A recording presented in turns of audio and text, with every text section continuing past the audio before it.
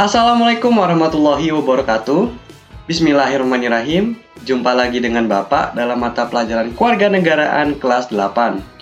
Bagaimana keadaan anak-anak? Semoga kalian tetap sehat dan semangat belajar di rumah. Pada kesempatan kali ini, kita akan sama-sama belajar materi pada bab 4, poin C, yaitu mewujudkan persatuan dan kebanggaan sebagai bangsa, wujud nilai kebangkitan nasional part 1. Nah, pada video kali ini khusus membahas materi mewujudkan persatuan Indonesia. Sebelum lanjut ke materi, di sini Bapak ada tujuan pembelajaran pada video kali ini.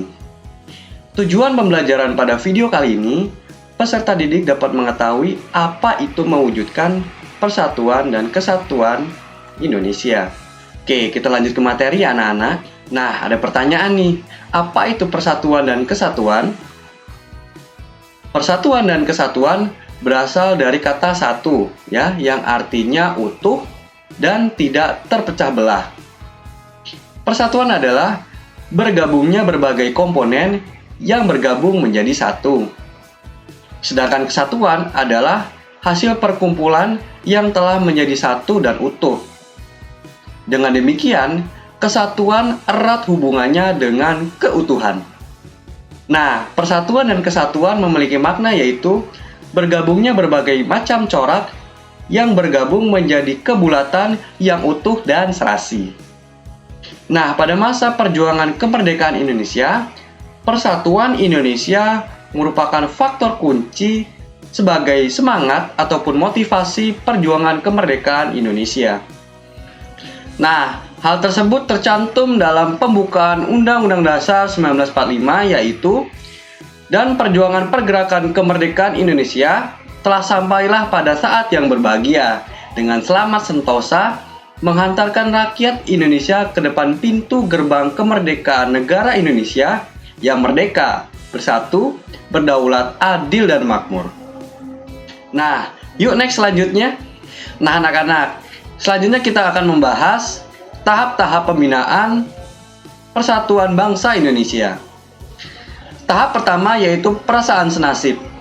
Perasaan senasib ini dapat meningkatkan rasa persatuan. Persamaan senasib ini timbul akibat keterikatan tempat kelahiran dan masalah yang dihadapi sama. Nah, dalam aspek sejarah, Indonesia pernah menjadi negara terjajah. Hal tersebut mengakibatkan perasaan senasib di antara bangsa Indonesia. Nah, yang kedua, tahap kebangkitan nasional. Tahap kebangkitan nasional adalah sesi perjuangan rakyat Indonesia yang mulai menyadari akan potensi dan juga kondisi bangsanya.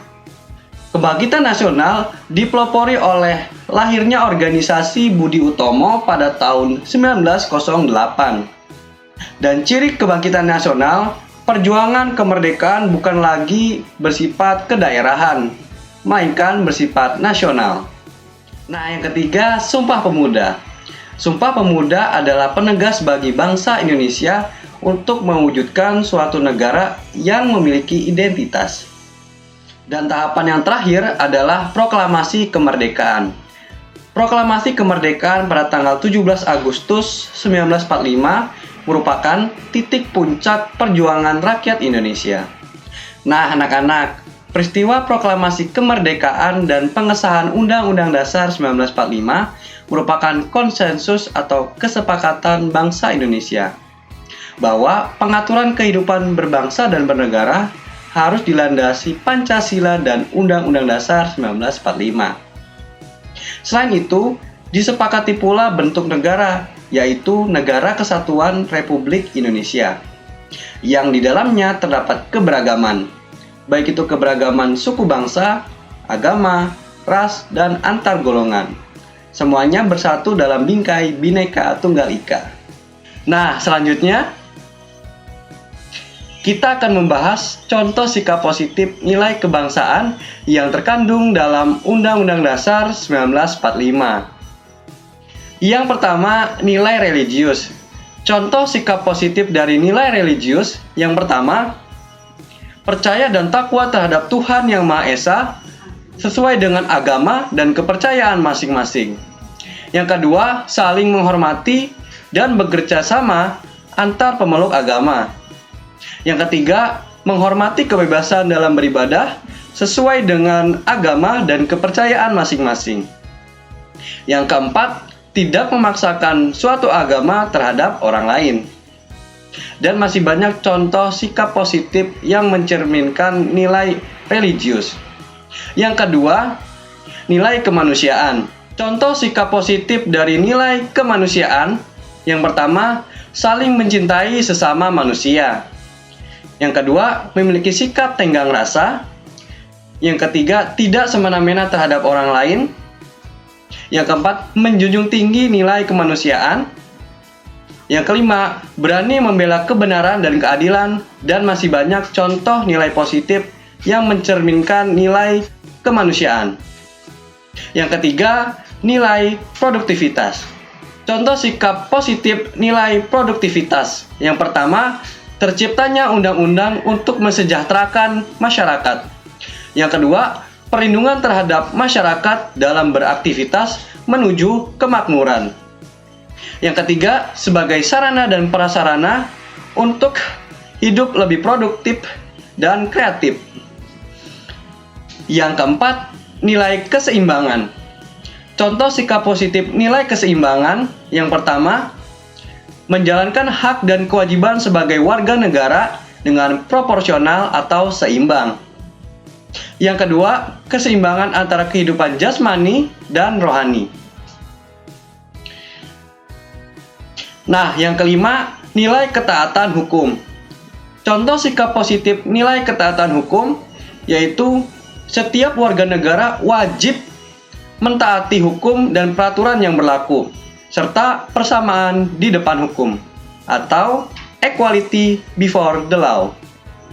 Yang keenam, nilai demokrasi. Contoh sikap positif dari nilai demokrasi, yang pertama, rasa cinta terhadap tanah air. Yang kedua, memiliki jiwa patriot bangsa. Yang ketiga, tercapainya kesejahteraan bagi masyarakat. Yang keempat, tumbuh rasa bangga terhadap bangsa Indonesia. Dan masih banyak contoh sikap positif lainnya. Nah, anak-anak, ini yang terakhir, nilai kesamaan derajat. Contoh sikap positif dari nilai kesamaan derajat yaitu setiap warga negara memiliki hak dan kewajiban serta kedudukan yang sama di depan hukum. Mungkin itu saja materi yang bisa Bapak sampaikan pada kesempatan kali ini. Jika ada salah kata Bapak mohon maaf. Bapak akhiri. Wabillahi taufiq wal hidayah. Wassalamualaikum warahmatullahi wabarakatuh. Kita jumpa lagi di video selanjutnya.